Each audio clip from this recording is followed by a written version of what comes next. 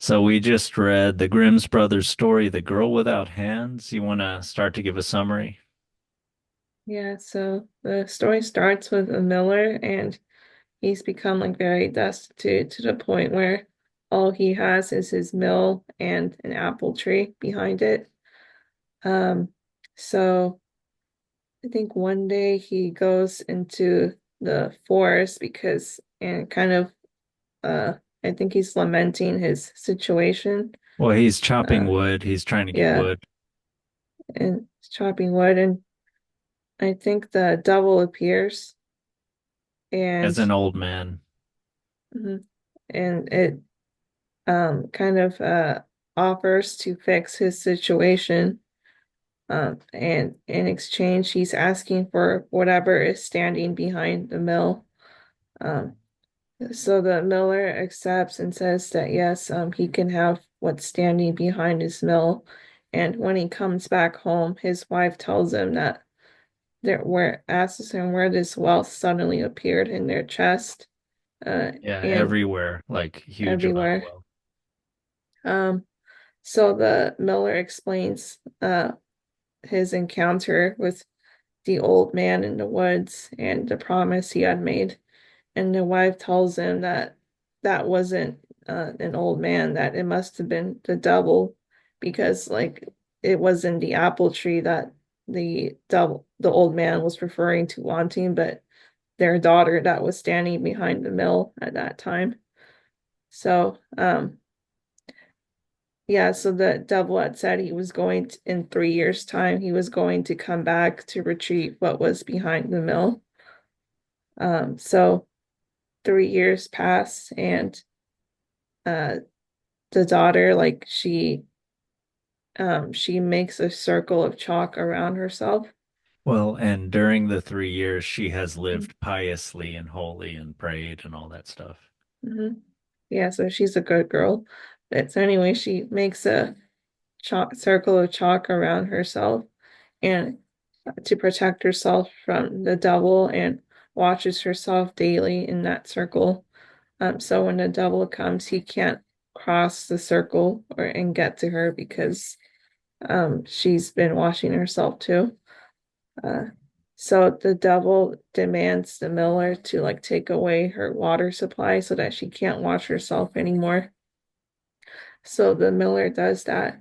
So then the second day he comes back, the girl, she has been crying, so the tears keep her hands clean, and the devil can't get to her because of that. So, he then demands the miller to cut off her hands so that she can't stay clean. And the miller tells him that he can't do that. And then the devil threatens the miller with his life if he doesn't do as he says. So the miller goes to his daughter and explains the situation, and um, yeah, he cuts off, and the daughter says that it's okay that um, he should do what he has to do. So she offers her hands, and the miller cuts her hands off. Um, but she still cried though, and that was enough to keep the stumps of her hands clean. So when the devil comes back and sees that, he realizes he can't have her for now. So he goes away, and uh, the the miller's daughter tells her father that she'll rely on the goodwill of other people to stay safe, and she decides to leave. Yeah, and that's after that he had said, I will provide for you the Hmm. best I can and honor you or something like that. It's hard to Hmm. understand exactly what he Yeah. says, but So yeah, he seems like he promises. guiltily kind of offers to do what he can. Mhm. So yeah, she still like refuses that and says she'll rely on the goodwill of the rest of the world to live, and she leaves, walks away from home. Uh, so over the days, she's hungry and can't really provide for herself, and um, she prays to God for help, and an angel appears, and um, they go upon like like a garden or from like the king Yeah, with like King's Orchard. with, yeah, like a king's orchard. And she notices a lot of fruit in the tree, but she can't get to the tree without crossing I think it was a river of Yeah, sorts. like a moat or So something. yeah, so she calls out for help and the angel comes and creates a dam to block the river and she's able to cross and eat from the fruit with just her mouth. Um And she and takes just one pear, I think, right? mhm, mhm. And then the orchard keeper notices and he's really scared and thinks it's like a spirit coming. So he doesn't confront them and he tells, and over the days, like it happens and he tells the king about it. And the king says that he'll join him with a priest to catch them on that same night. So night falls and the king is with the orchard keeper and the priest, and they see the ghostly girl coming out with the angel to eat from the orchard. And the priest approaches them and asks them if whether she's from heaven or earth, and she explains that she's a human being that's being kind of like rejected uh, by the world and stuff. And the king then approaches and says that she won't be rejected any longer, and he takes her for his wife, and they get married. Um, so one day the king has to go to war. So Oh, he, and they give her silver hands, right? mhm. Or does that Yeah, happen later? I think they give her silver hands. yeah, I think that was before leaving. So yeah, he had silver hands made for her. And then and he takes care of her like very well. And then one day he has to go to war, so he leaves and tells his mother to take care of his wife now wife. And when he's gone, she gives birth to a son. So she sends a letter to inform him of the birth, and the messenger that was supposed to take that letter gets really tired and falls asleep midway through By a um, stream. mhm, by a stream. And at this time, the devil comes back and he wants revenge for not having been able to take her all those years before. So he exchanges the letter and instead replaces it with a letter saying that she had given birth to a monster. And the king reads that letter and he replies back saying, instructing his mother to still to continue taking care of his wife and a child. So that same messenger takes that letter and is a pretty bad messenger. So he falls back asleep midway through, By that same and stream. and the devil reappears. And like I said, so yeah, that messenger is terrible, and he falls asleep midway through again when the king sends the reply instructing the mother to take care of his wife and the son. And he replaces it with a letter telling his mother to, I think, banish the queen and his son. Um, so Isn't it to kill them? No, I don't know. it's Um, to kill them. And she ends up getting banished. so yeah, it was that into like I don't know if it was separate letters or that kept getting worse. Um, Oh, but okay. You there might be was right. a series of letters that the king was they were sending back and forth to each other, and the devil um escalated to the king and the mother receiving a letter instructing her to kill the queen and child and to take the queen's tongue and eyes as proof of having killed them. Mhm. So the queen, the king's mother can't do that because yeah, she loves him very much and she's bewildered by what her son is supposedly instructing. So she tells the queen that she can no longer live in the castle and that she must leave and never come back.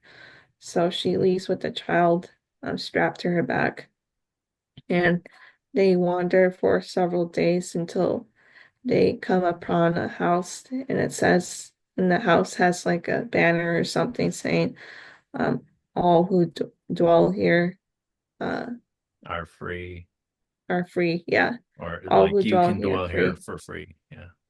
Mhm. And Snow White Maiden, as they described, comes out of the house and offers them refuge, and she seems to know who they are already. And she explains to them that she's an angel sent by the Lord to take care of her and her son. So, and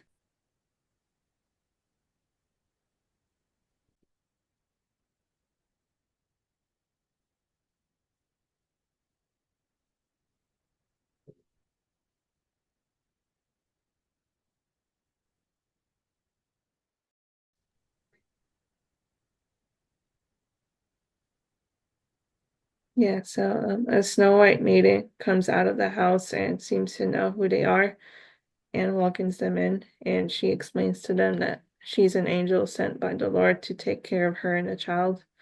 Um, so she stays there for 7 years, and in 7 years' time, the king comes back from the war, and he comes back and he's shocked that his wife and child aren't there, and his mother explains that they had received all of those terrible letters.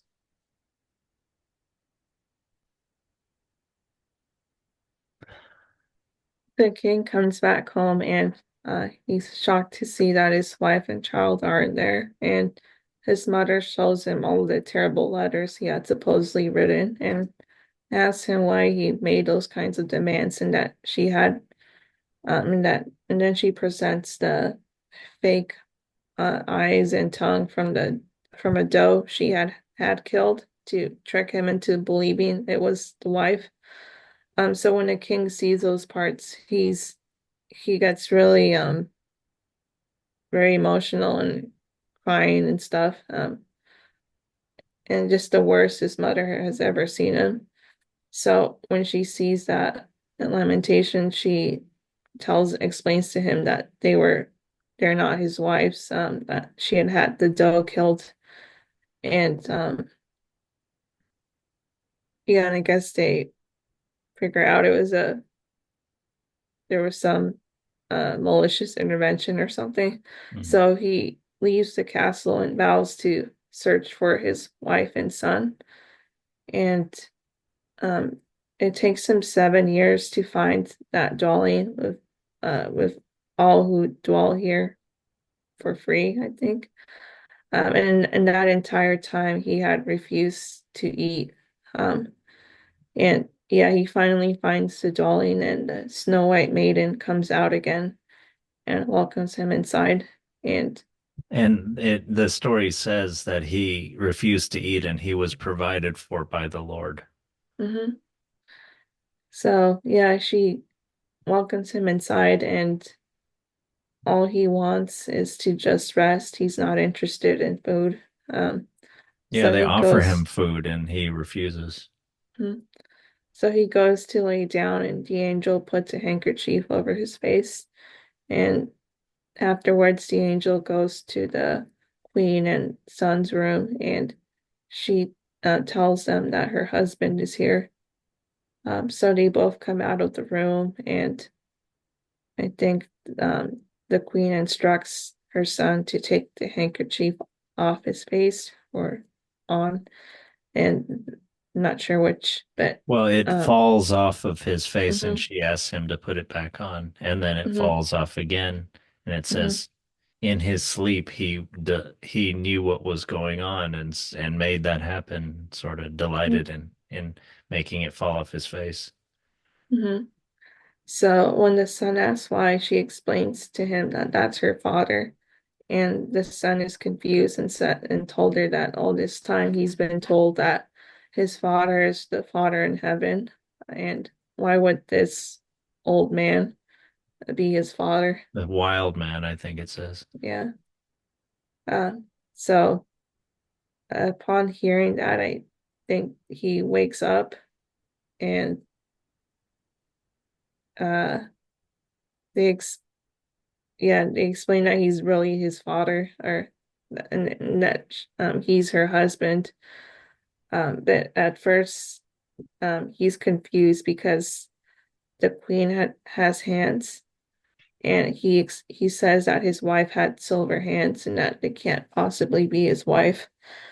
So the queen explains that in that time period she was dwelling with the angel, that her hands had regrown, and the angel goes to her room and brings out the silver hands as proof that she's his wife. So um yeah, they're delighted to be reunited, and they all go back to the castle together.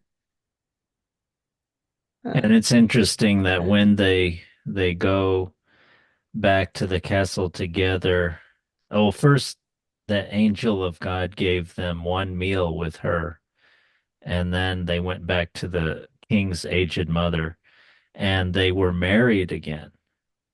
And then they lived contentedly and happily ever after. It's interesting they were married again. But yeah, well, thanks. That was a really good retelling. Sorry for the technical difficulties, but yeah, there's a lot of remembered a lot of detail. Uh, you said you like that story? Yeah, I did. It's very different from a lot that I've heard.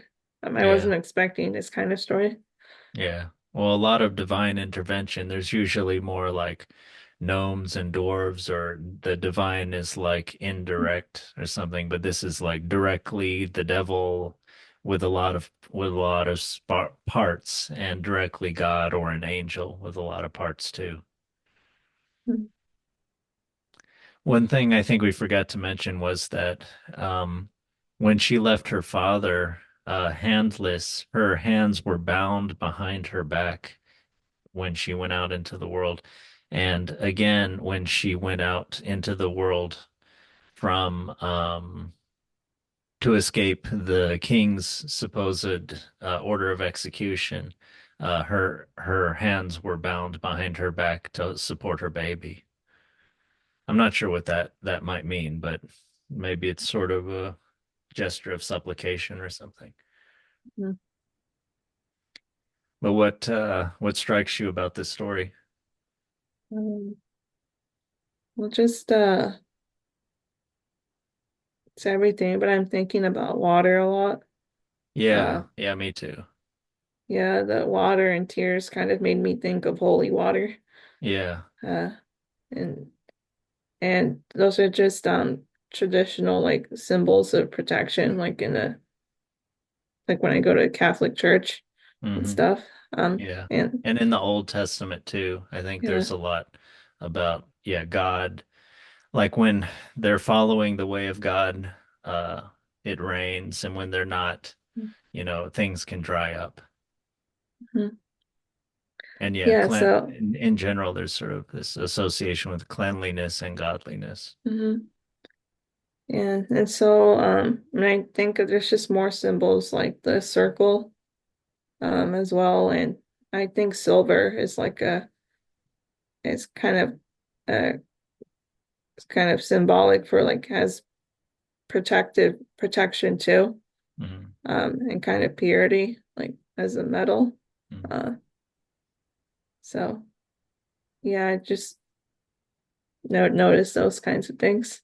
Yeah, the water sticks out to me the most. That's one reason Mhm. why I interjected that the whenever that hapless messenger stops to fall asleep before his letter is intercepted and replaced by the devil like four times, it's by a stream. Mhm. I think the stream has to do with like a borderland.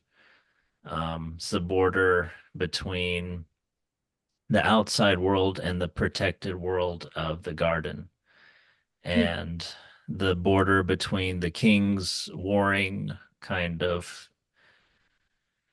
area and the kingdom, that his wife and mother are supposedly safe in.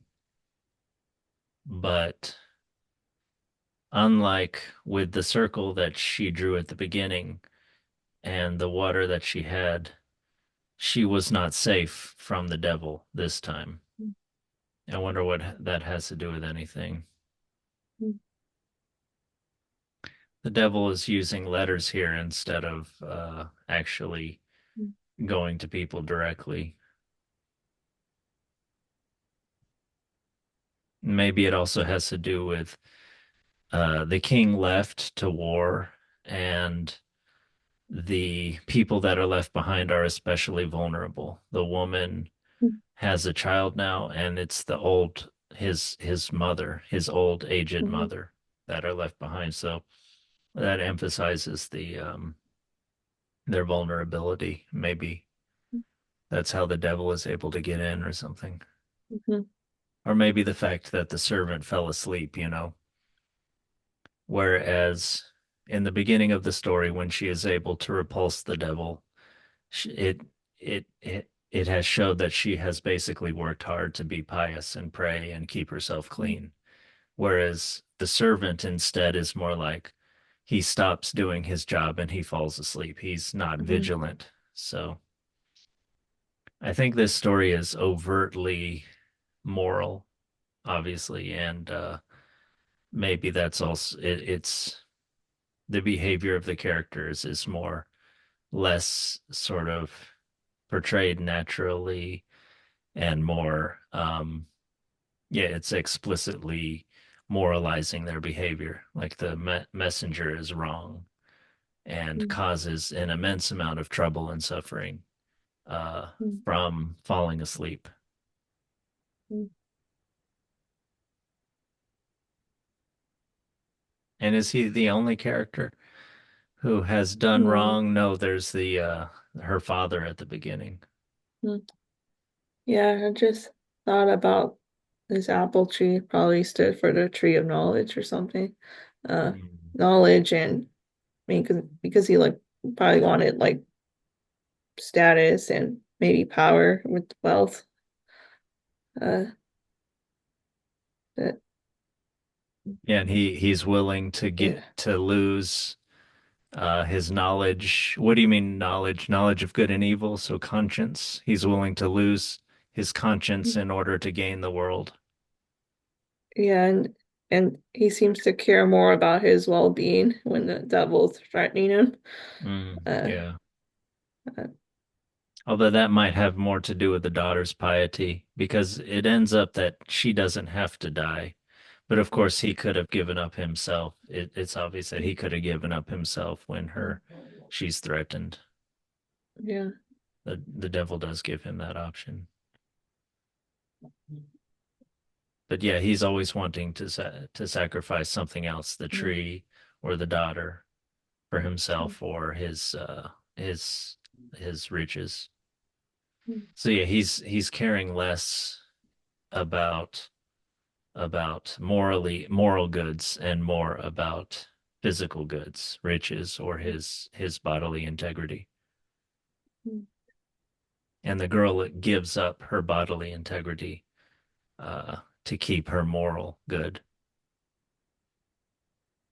And then even when she's sick, sort of forlorn and starving in the world, when she's granted access to the king's pasture, as it was, the orchard, she only takes one pear.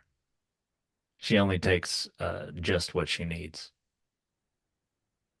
Whereas the father, when he is given the riches, he is given it way in abundance. Like the mother, I mean, his wife talks about how it's not only, and this is why I interjected when you said this, it's not only one chest, it's like many chests overflowing. It's like there's wealth everywhere. There's way too much.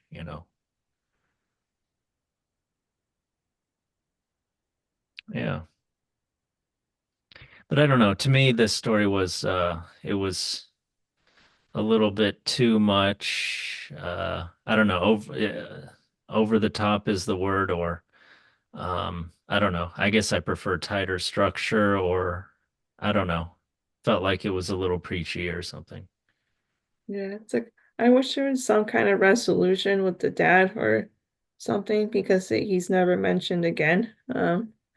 That But happens in these stories though, like it yeah, happened in Rumpelstiltskin. I think it's because this story is not about the relationship with the father anymore. It's yeah, more like about her development and her ascension. I mean, she literally ends up going into a representation of heaven when she goes into that dwelling place, that's guarded, that's sort of attended to by an angel. And then and they go there after 7 years. And when the king finally finds it, he goes into a death repose. He covers his face. He doesn't eat before. It's as if he has died. And then, he is referred to as God, which makes the little boy like Jesus, and her like Mary. And then, mm, you know, but yeah, it's not, I think it's not about the father anymore. He's gone. It's about her journey and her life and growing up and everything and suffering and mm, even dying and then being reborn and remarried. Yeah, and that's why I think they get remarried afterwards because it's like they died and are mm, reborn now. And she has hands. I mean, it's like they're reborn in heaven or something like that. mm, Yeah. Well, any other thoughts about this one? mm. So far. Okay. Yeah, I thought it was pretty good. I'll have more thoughts about water in these stories soon. I'm reading Mm, the Jordan Peterson book. In the beginning, he talks a lot about water. But mm. okay. Okay. Well, good talking to you.